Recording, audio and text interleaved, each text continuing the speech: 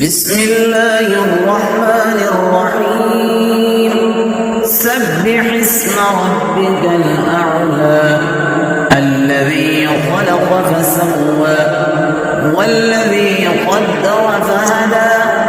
والذي أخرج المرعى فجعله غثاء أحوى سنقرئك فلا